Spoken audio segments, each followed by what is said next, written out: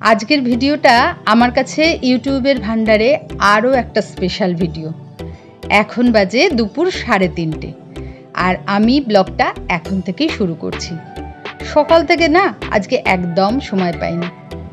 দুপুরের খাওয়া দাওয়া সেরে নিলাম, তারপর মাকেও ওষুধগুলো দিলাম। আর আমি আর মা নাই একেবারে যুদ্ধকালীন তৎপরতায় সাজুগুজু করে নিলাম, আর মাকেও একটু সাজুগুজু করিয়ে দিলাম। তারপরে বললাম যে বেরু করতে যাব, কিন্তু তোমাদের দাদা বলল যে আমি একটু রেস্ট নেব। ভালোই হলো, ও আর কোকো থাকবে বাড়িতে। আর আমি আর মানাই দুজনে মাকে পাঁজা কোলা করে টোটোতে তুলে নিলাম। আমরা মহিলা বাহিনী কোথায় যাচ্ছি দেখতে থাকো। বেশিরভাগ মানুষই মনে করে একজন ব্যক্তি সারা জীবন সাংসারিক যুদ্ধ করে যখন জীবনের শেষ প্রান্তে এসে দাঁড়ায়, তখন তার আর ইচ্ছা অনিচ্ছা বলে কিছুই থাকতে নেই। তখন সে হয়ে যায় সংসারের বোঝা। যে মানুষটা তার সারাটা জীবন শুধু সকলকে ভালোবেসে ভালো রাখার চেষ্টা করে নিজের মনের ইচ্ছাগুলোকে মনের মধ্যেই লুকিয়ে রেখেছিল, তার অসহায় অবস্থায় আমরা তাকে নিয়ে কতটুকুই বা ভাবি।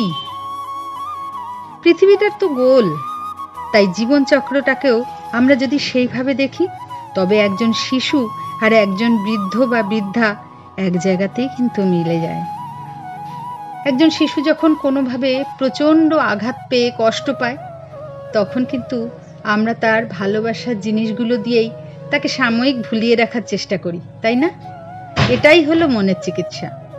কিন্তু একজন বয়স্ক মানুষ যখন শোকে তাপে জর্জরিত হয়ে যায়, তখন আরও বেশি করে সেই যন্ত্রণাগুলোকে উস্কে দিই, তাকে মানসিকভাবে আরও অসুস্থ করি।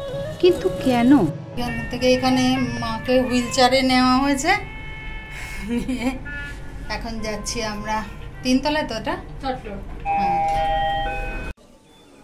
আমরা এখন চলে এসেছি আমার মাতৃদেবীকে নিয়ে হুগলির কেপিএস মলে সিনেমা দেখতে। দেখো, যতই মোবাইল আর টিভি থাকুক না কেন, বড় পর্দায় বসে কিন্তু সিনেমা দেখার মজাই আলাদা, তাই না? তবে এখানে এসে না খুব সুন্দর একটা অনুভূতি হলো যে সব মানুষের মনুষ্যত্ব এখনো চলে যায়নি। অনেক মানুষই কিন্তু বয়স্কদের কদর করতে জানেন। এখানে প্রধান সিকিউরিটি থেকে শুরু করে যখন আমরা ঢুকেছি তখন থেকে মাকে সব রকমের সাহায্যের জন্য এগিয়ে এসেছেন সবাই। এমনকি ওনারা বারবার করে বলছেন যে আপনারা ফোন করে জানিয়ে আসলেন না কেন, তাহলে আমরা আরও ওনাকে ভালোভাবে ব্যবস্থা করার করতাম। তো যাই হোক, ওনারা সিটিং অ্যারেঞ্জমেন্ট থেকে আরম্ভ করে মায়ের জন্য যাতে মায়ের কোনো অসুবিধা না হয় বা আমরাও কোনো সমস্যায় না পড়ি, মাকে কোনো কষ্ট না করতে হয়, সব রকমভাবে একদম প্রথম থেকে শেষ অবধি সাহায্য করেছেন। সিনেমা দেখা কমপ্লিট করে আমরা এসেছি ফুড কোর্টে, একটু বসলাম। আর আজকের টোটাল ট্রিটটাই মানাই দিয়েছে, তাই ও নিয়ে এলো আমাদেরকে।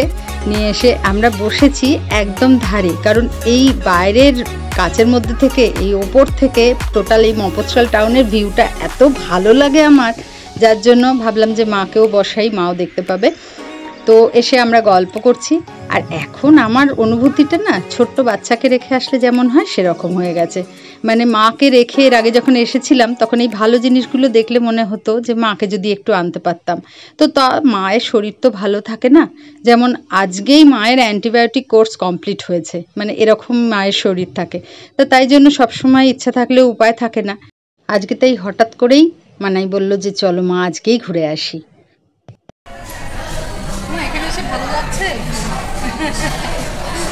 আচ্ছা, আমি এমন বোকা বোকা জিজ্ঞেস করলাম, মা কি বলবে না খারাপ লাগছে? আমরা যেখানে যেখানে যাই মাই বা ঘুরবে না কেন, তাই না? সেই জন্যই ভাবলাম আজকে একটু কষ্ট করি মাকে। মায়ের একটু ওঠানামা করতে কষ্ট হয় ঠিকই, তাই ভাবলাম যে না মাকে নিয়ে যাই। যাই হোক, কয়েক ঘন্টার ঘোরা, এর থেকে তো আর বেশি দূর পারবো না দূরে দূরে বেড়ানো। ওই জন্য সিনেমার মধ্যে দিয়েই মাকে বেনারস দেখা। পরে এলাম কত বছর বাদে? 15-20 হবে।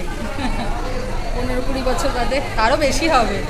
আমার বিয়ের পর তো মনে হয় না তুমি সিনেমা দেখেছো, আর আমার বিয়েই হয়েছে 26 বছর, 29 বছর। তার মানে প্রায় 30 বছর আগে তুমি এসেছো। আমার আর মায়ের জন্য নিয়েছিলাম দই বড়া, কারণ এইখানের দই বড়াটা আমার ভীষণ মানে ফেভারিট একটা ডিশ। আর মা খেতে খেতে গল্প করছিল যে মা খুব ছোটোবেলায় দই বড়া খেয়েছে, তারপরে এই এখন খাচ্ছে, আর মায়েরও খুব ভালো লেগেছে। দেখো, এই ছোট ছোট পাওয়াগুলোই কিন্তু সব থেকে বড় পাওয়া। যাই হোক, খাওয়া দাওয়া শেষ করে আমরা এবার বাড়ি যাচ্ছি, কারণ বাড়িতেও তো দুটো ছোট ছোট বাচ্চাকে রেখে এসছি না, তাদের জন্যও তো মন খারাপ করে। তো তাদের খাবার নিয়ে এবার আমরা বাড়ি যাচ্ছি। টোটোকে ফোন করে দিয়েছি, নিচে এসে ওয়েট করবে, এবার আমরা বাড়ি যাব।